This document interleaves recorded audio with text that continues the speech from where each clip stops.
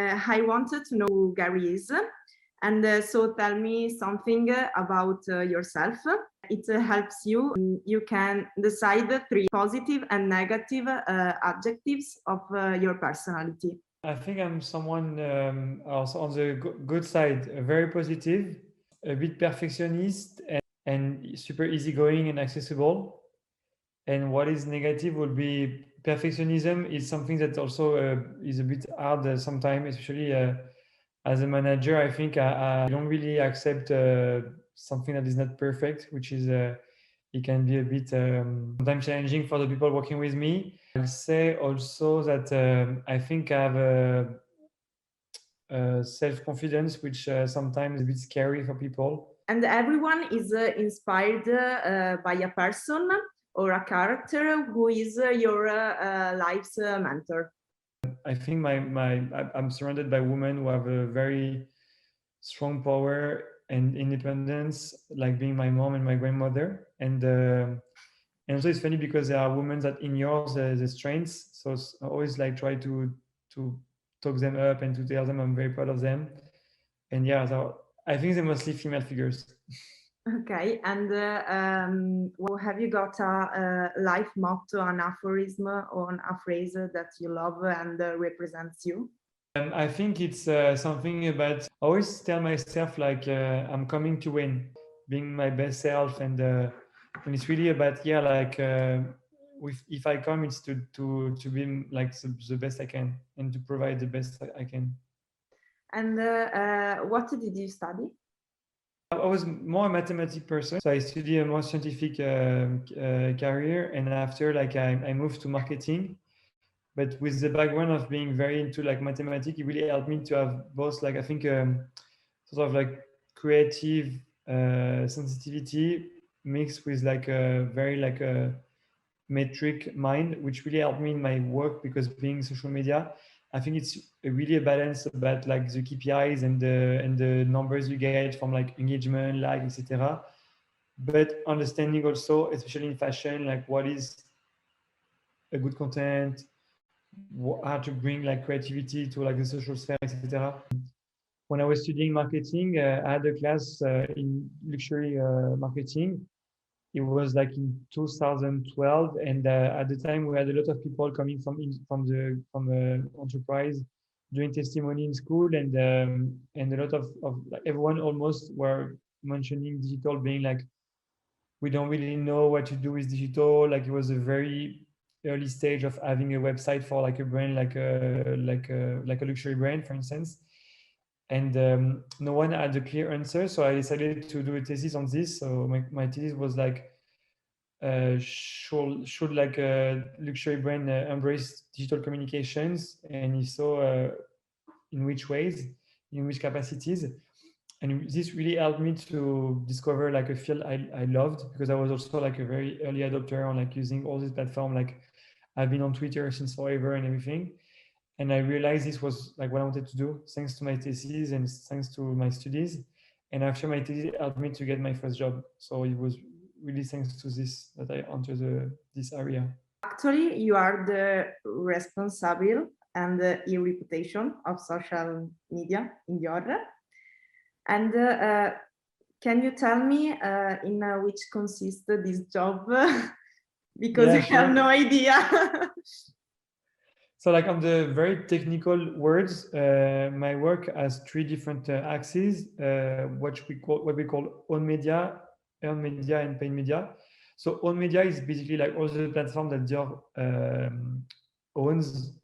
For instance, the Instagram account of Dior, the Facebook account of Dior, etc. So my team and myself, we manage like all the organic presence on all these platforms. The earned media is basically managing relationship with talents, influencer, and digital talent and digital entrepreneur, etc. And also like dealing with digital press. And on the paid media, it's sponsor post on Facebook, Instagram, or other social media.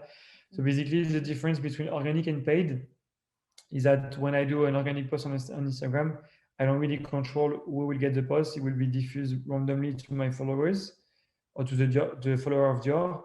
But if I do paid media, like I can target and decide if I want to reach a specific target audience. So for instance, if I promote a woman product, I can filter and say I only want to reach a woman audience.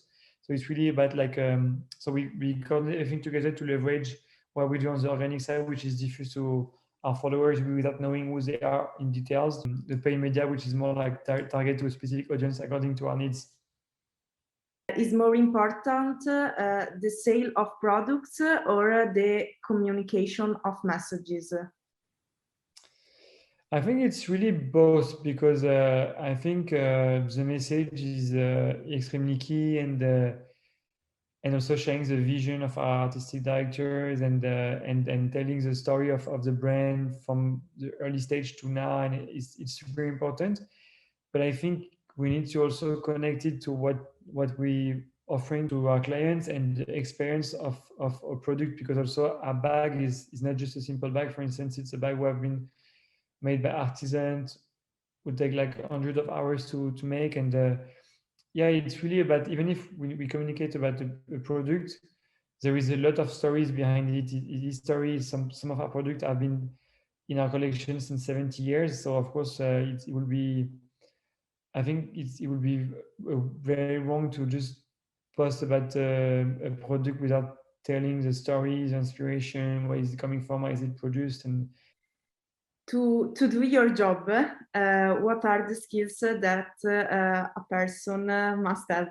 It's very important to be passionate, first of all, because I think social media, you never really disconnect. You always like we post every day, even during weekends. Sometimes we post very late during shows, we work late. So I think if you don't have the passion for what you do, it will get very difficult to maintain the rhythm. And I think there is very important to have a comprehension of the creative environment, because especially at DIOR, we're surrounded by creative people, and which all the complexity of like dealing with creative people. And it's really about giving them trust and supporting their message, and being the advocate of their message. I think yeah, like it's a very specific language with like impression, engagement, completion, viewership, etc. So I think it's really about like understanding the technical aspects of each platform, and going a bit further on just like posting, and being like, okay, why my post is working, what are the KPIs that matters to me, and why. And for instance, the question about having followers, what is the need to have followers if they don't engage with your content? So it's really about like understanding the technical aspect of each platform. Do you feel some felt out about reality?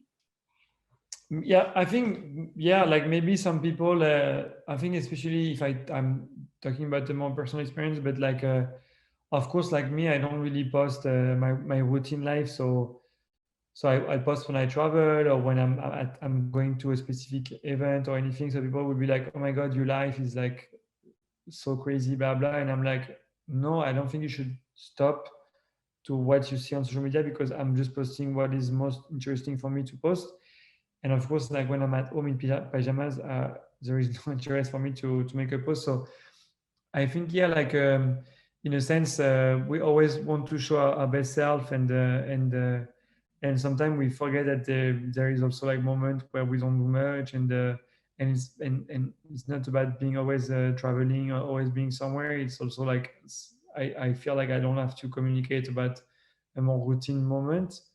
I think I understand the issue of people like trying to show another self or their best self, but I think we can easily be I'm easily disconnected from this. Besides DIOR, where did you enjoying your work? And just tell me a place that is your art. But before I was working at Maison Margiela. Do you know this brand? No. Maison Margiela, it's a more like a Okay, Maison Margiela. Yes. Yes. Yeah. Okay. Yeah. It's a more confidential brand, and honestly, there like I had an amazing time. It was my first job, and she really like teach me like so many things, and I had the chance to learn about this history of fashion through the prism of this brand, which is like so disruptive and amazing, and honestly enjoyed it so much.